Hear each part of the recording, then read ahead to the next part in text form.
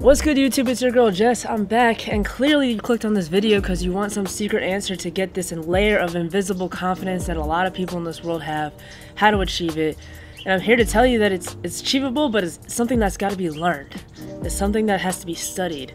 It's something that has to be accepted within yourself. And what I mean by all that is, if you study people in this world who seem so over the top, extroverted and confident, which I have since I was very little, it's something that I felt was so admirable. Like, I really wanted to learn it. I wanted to know how they just did it so effortlessly, how it just came to them.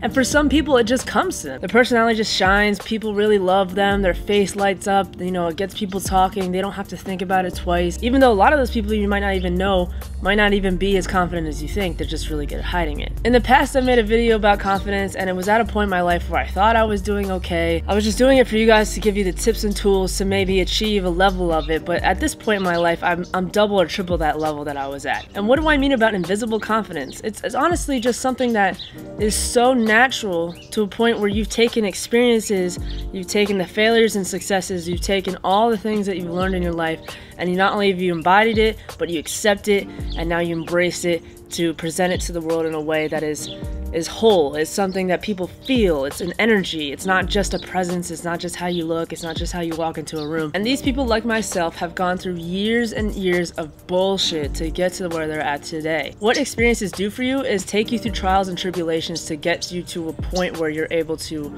understand where you don't want to be, where you know you need to be, who you want to hang out, who you don't want to hang out with, what you don't want to do again, what you want to do again. And overall, they just show you who you are, and they bring out your true colors, and they bring you to a better point within yourself. For example, when I made that last confidence video, I had my braces on still, my hair wasn't cooperating, I was in an okay relationship, I didn't have any good friends surrounding me. So growing from those, I'm at a better place where I know I'm blessed to have these braces off. My hair is a lot better, I have better friends around me, and it taught me the traits of people that I know I don't want to be around again. I come from a place of anxiety and depression as a kid up until maybe a couple years ago, and it's still there, but it's not as aggressive because in school I was bullied, I was always picked on, I was always talked about. I just felt dumb and stupid a lot of the times, and that taught me back then to just hold stuff in, to become more of an introvert. We're afraid and anxious of what may come if we express who we really are. So what confidence really is just unlearning all the bullshit and assumptions that people have thrown at you in the past. It's just unlearning and getting through that. You should be at a point, if you're 20 and up, that you're becoming more free, you're uplifting yourself,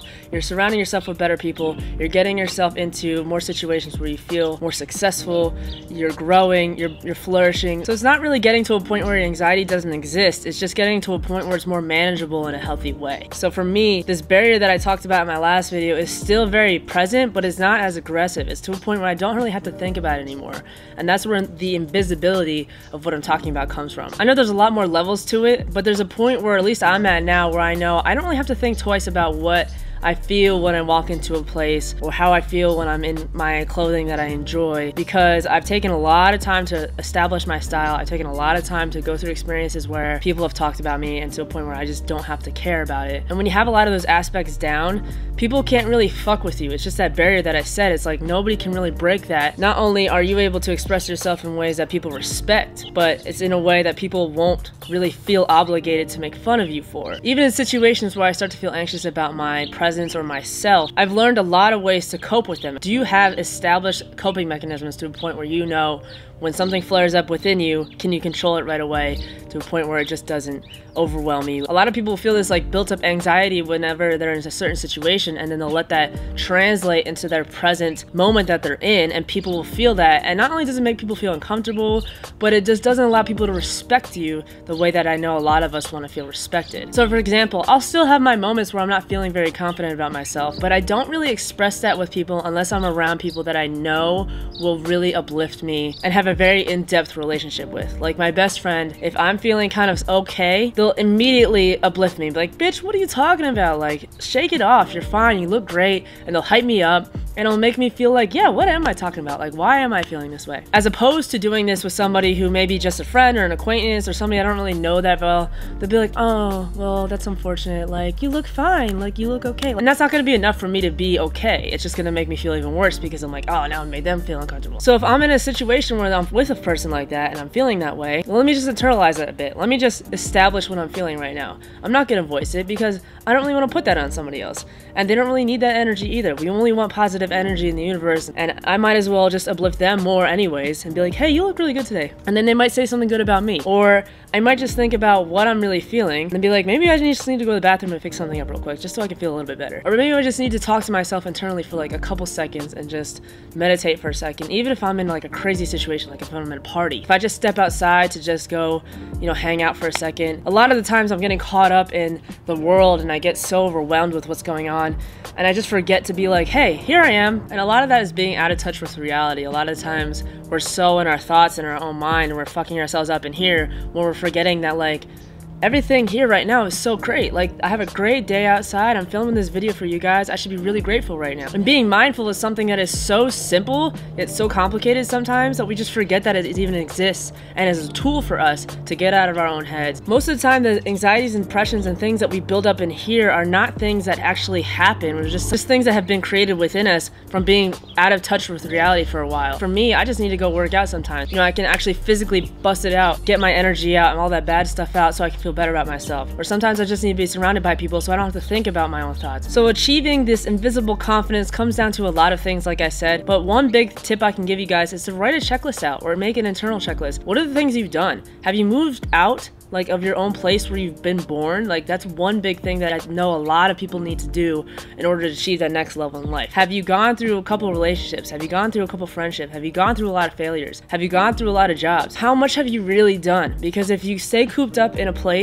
you're not gonna grow, and this level of confidence that you want to achieve is just never gonna come to you unless you go out and do things that make you feel really uncomfortable so you can feel invisible. Nobody can really tell me shit because it's like, I've been through that. I've heard this before. I don't give a fuck. I've been there, bro. Like, I know exactly how I need to deal with the situation. I know exactly what I need to do right now if I'm feeling anxious. I know exactly what I need to do right now if I'm feeling depressed. It's just being very humble about your experiences. If people compliment you, take it in, say thank you so much, and then spread that energy elsewhere. Make sure that you're always passing it forward, because that's what it all comes down to. It's not just about how much can I feel within and be so empowered within so that people respect me. It's also how much can I give to the world so that I also feel even more empowered. That's another secret weapon when it comes to this.